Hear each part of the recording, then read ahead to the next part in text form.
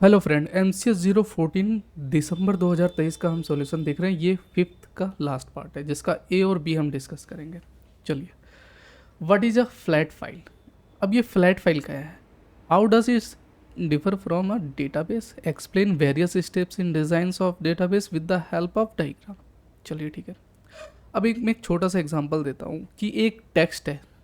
अब इंटरव्यू में कहीं पे भी आप जाएंगे ना, तो होता नहीं है, एक नोट पैड होता है जो नोट पैड में आपको दे दिया जाता है और बोलते हैं कि इसमें प्रोग्रामिंग लिखिए। वो करता क्या है कि उस कोड को कॉपी करेगा और फिर आपका रन करके देखेगा, उसमें पता चल जाएगा आपने क्या क्या गलती करी है, वो विद इन सेकेंड पता चल जाता है।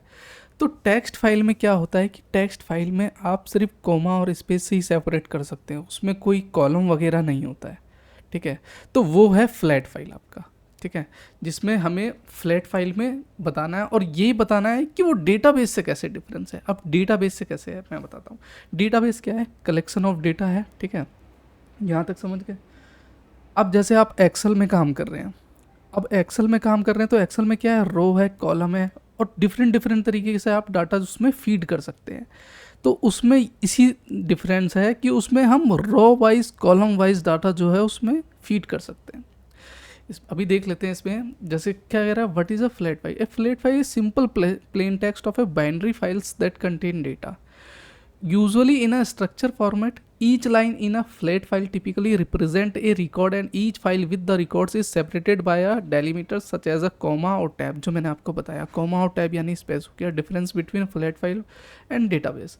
अब इस पे पहले हमने तो फ्लैट फाइल के बारे में बता दिया, जो हमसे पूछा था कि हमने बता दिया कि ये क्या होता है और अब हम इसे किससे सेपरेट करते हैं, कोमा और उससे। ठीक है, पहला आ जाता है स्ट्रक्चर। अब स्ट्रक्चर में फ्लैट फाइल का data is storage in a single table like structure without any relation between records.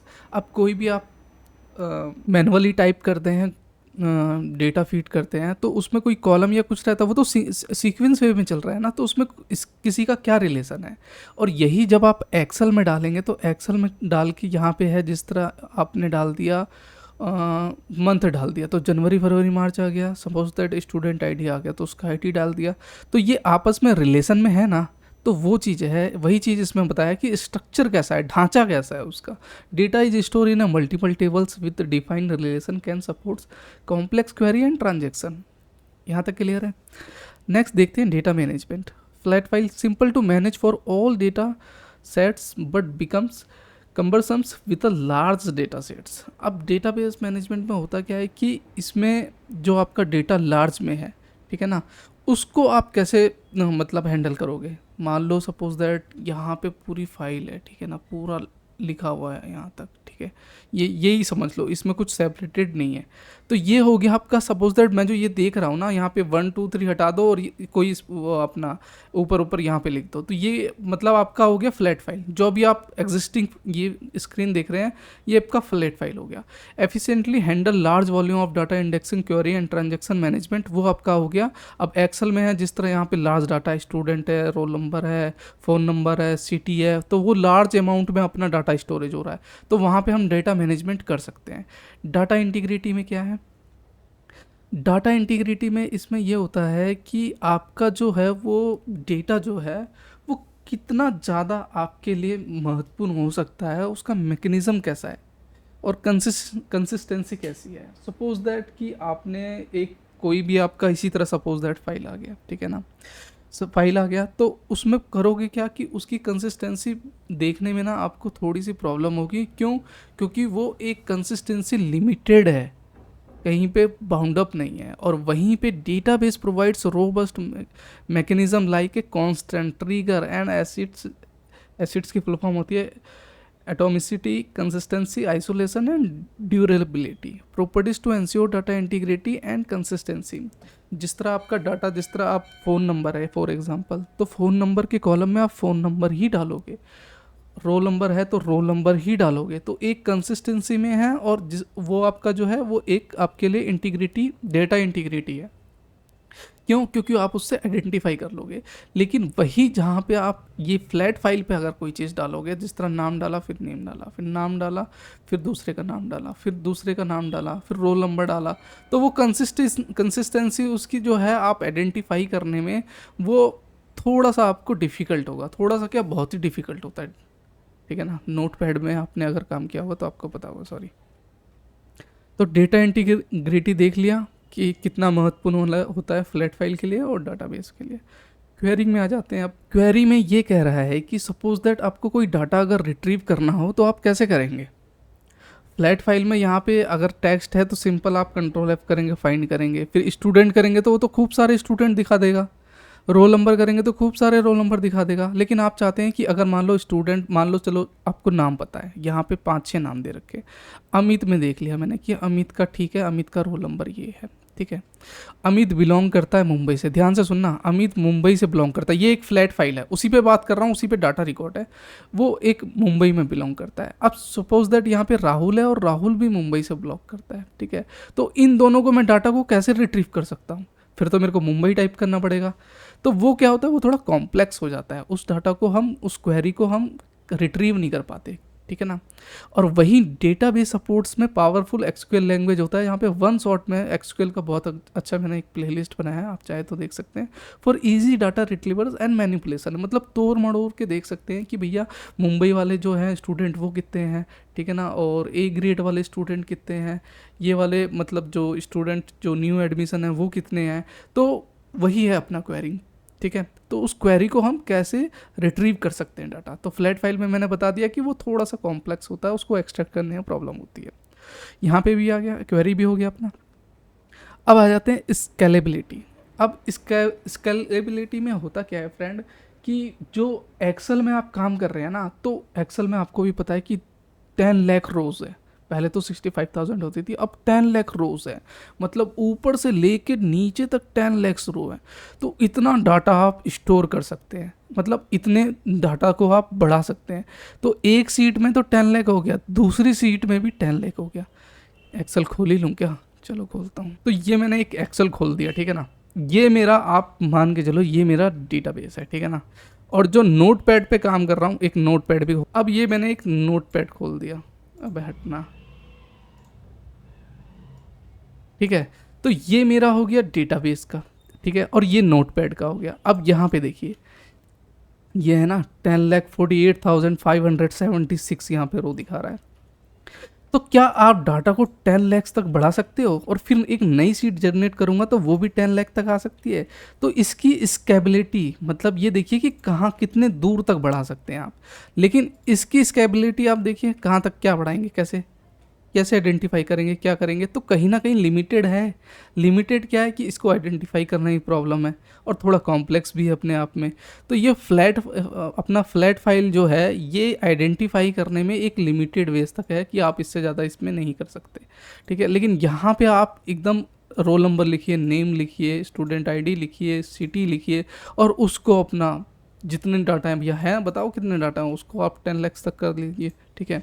ये तो मैं इसकी बता रहा हूँ आपको एक्सेल की। एक्सक्यूएल में तो 1 करोड़ तक जा सकते हैं, 10 करोड़ तक जा सकते हैं, ठीक है। अब बैक टू स्लाइड आते हैं अपने, कंट्रोल S7, अबे यार 70। तो यहाँ पे हमने स्केलेबिलिटी भी देख लिया कि हम डाटा को less scalably as data size and complexity increase, कि हम उसे ज़्यादा इंक्रीज नहीं कर सकते। वहीं पे design to highly scalable and efficiency in handling large data set. तो मेरे ख्याल से ये स्केलेबिलिटी भी आपका क्लियर हो गया। तो हमने यहाँ पे ये वाला भी पॉइंट क्लियर कर लिया है कि ये कैसे डिफरेंस है डेटाबेस से। अब देखिए दूसरा क्या कह रहा है इसी पार्ट में, explain various steps in design of database with the help of A diagram. मतलब पहले एक डायग्राम बनाना है, उसके डायग्राम के हिसाब से हमें वेरियस स्टेप करना है। तो चलो उसको भी देख लेते हैं। अब यहाँ पे मैंने फ्रेंड एक डायग्राम बनाया है, ठीक है। पहले तो स्टेप इन डेटाबेस डिज़ाइन में देख लेते हैं। देखिए डेटाबेस डिज़ाइन में करने में क्या है कि कोई भी डेटा है तो उसका हम डिज़ाइन करेंगे। तो डिज़ाइन कैसे करेंगे डेटाबेस का, आखिर हम कर क्यों रहे हैं, क्या स्टेप है। हम कर रहे हैं ताकि हम अपने सॉफ्टवेयर को जो इम्प्लीमेंट कर सकें, अपने सिस्टम को इम्प्लीमेंट कर सकें। तो उसके लिए किसकी ज़रूरत होती है, स्टेक होल्डर की ज़रूरत होती है, एनालाइस्ट की ज़रूरत होती है। तो वही है रिक्वायरमेंट स्पेसिफिकेशन। पहले मैंने लिख दिया यहाँ पे define program requirement specification. Requirement में क्या, gather requirements, collected data, stack from, understand, ठीक है ना। डाटा रिक्वायरमेंट में establish the process use to identify requirements, कि हमें क्या क्या ज़रूरत है वहाँ पे। कॉन्सेप्चुअल डिज़ाइन में हम देखेंगे कि उसमें हम ER डायग्राम के थ्रू अपना रिप्रेजेंट कर सकते हैं, जहाँ पे हम एट्रीब्यूट्स और रिलेशन बताएंगे। अब एट्रीब्यूट्स और रिलेशन मैंने पहले की वीडियो में बहुत अच्छे से एक्सप्लेन किया है। जैसे यहाँ पे इंट ID हो गया, यहाँ पे रोल नंबर हो गया, नेम हो गया, वो अपना कुछ ग्रेड हो गया, तो वो सारे क्या हैं, एट्रीब्यूट्स बता रहे हैं उसके रिलेशन के।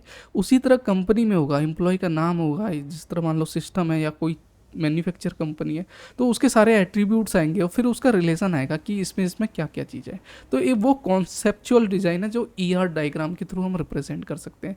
लॉजिक डिज़ाइन में क्या आ गया, लॉजिक डिज़ाइन में जिस तरह हम फॉरेन की स्पेशली स्पेसिफाई प्राइमरी के कहते हैं, फॉरेन की आपने यूज़ किया होगा SQL में, तो उसमें पता होता है, ठीक है ना, जिसमें identify primary key each table and establish foreign key to define relationships between tables, की एक दूसरे से टेबल्स से कनेक्ट होता है। जैसे कॉन्सेप्ट है तो वहाँ पे हम उसे फॉरेन की दे देते हैं कि ये हमारा फॉरेन की है, ठीक है। ज़्यादा डीप में जाऊँगा तो काफ़ी ज़्यादा लंबी वीडियो हो जाएगी फ्रेंड, ठीक है ना।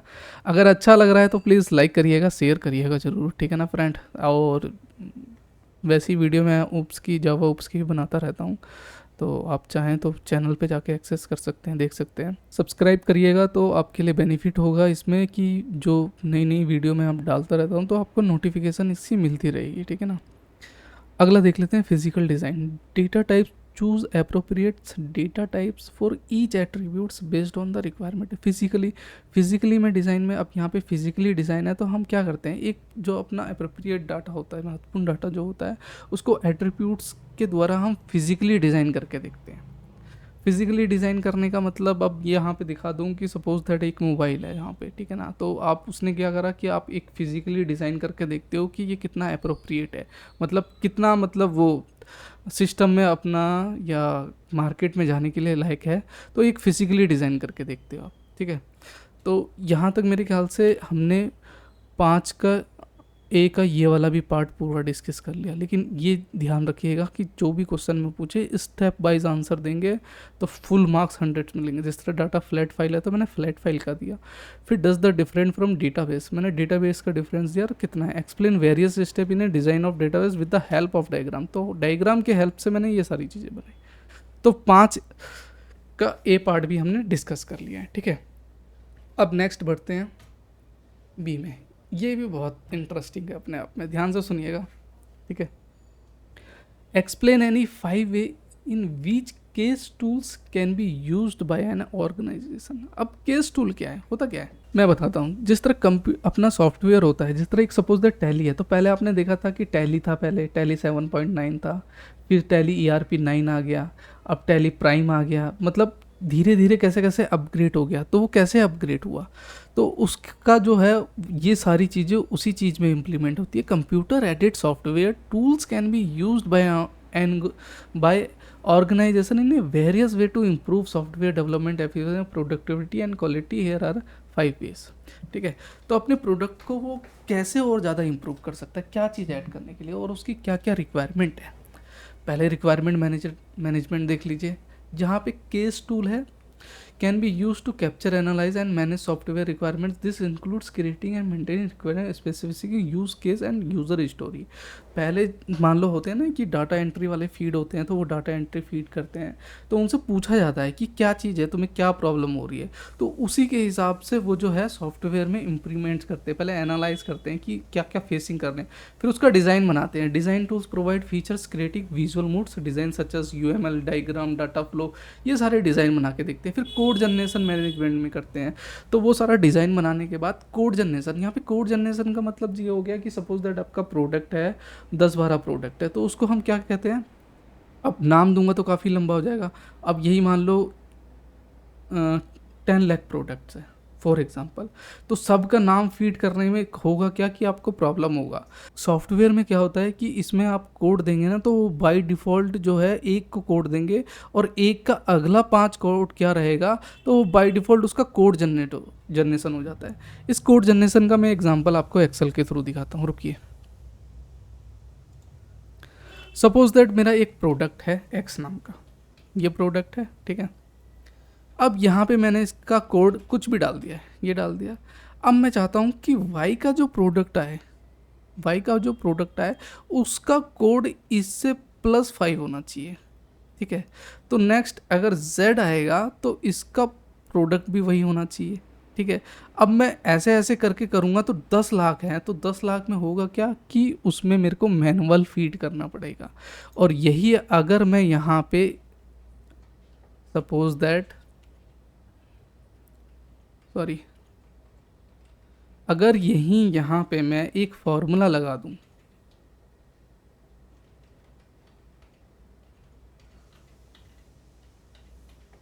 अब ये मान के चलिए कि यहाँ पे ना अलग अल्फ़ाबेट है, ध्यान से देखिएगा, ठीक है, तभी आप कैच कर पाएंगे कि मैं कहना क्या चाहता हूँ।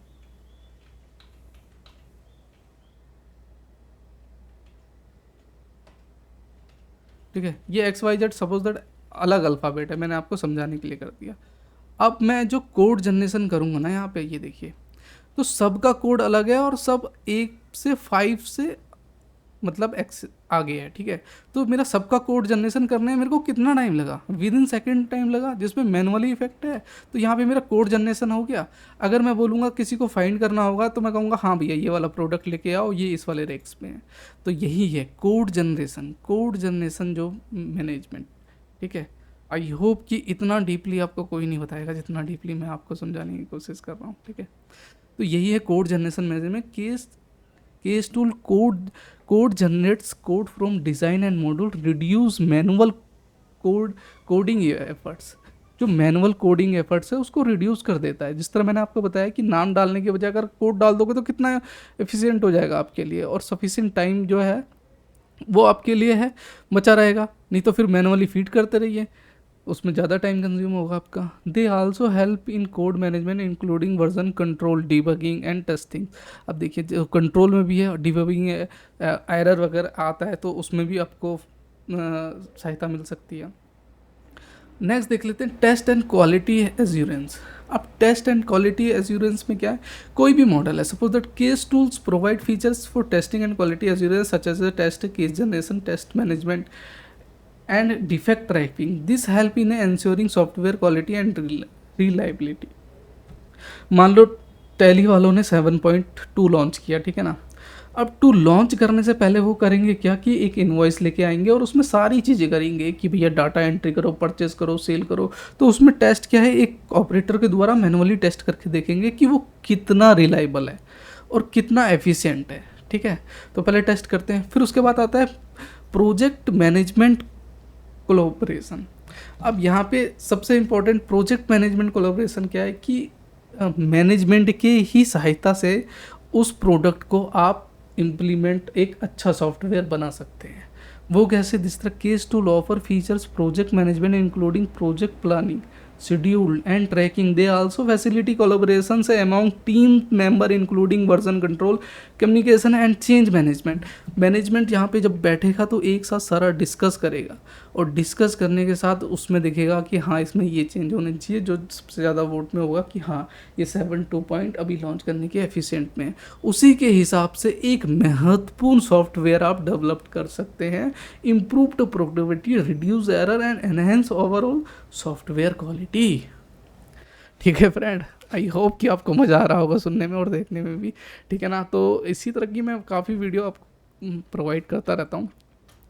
तो देखिए 5 का हमारा 5th का ए भी कंप्लीट हो गया है और बी भी कंप्लीट हो गया, और यहाँ पे हमारी प्लेलिस्ट ख़त्म हो गई है, ठीक है। तो अब नई प्लेलिस्ट बनाऊंगा, आप मेरे को कमेंट करिएगा कि कौन सी आपको और वीडियो चाहिए, तो उसी के ऊपर मैं वीडियो बनाऊंगा, ठीक है। अच्छा लगा तो प्लीज़ लाइक करिएगा, फ्रेंड के साथ शेयर करिएगा, चैनल पे नए हैं तो सब्सक्राइब करिएगा। आपके लिए ऐसी ही अच्छी अच्छी वीडियो बनाता रहता हूँ। और जावा ऊप्स का भी मैंने बहुत अच्छी तरीके से कॉन्सेप्ट समझाया हुआ है, आप चाहें तो जाके प्लेलिस्ट देख सकते हैं, ठीक है फ्रेंड। Thank you.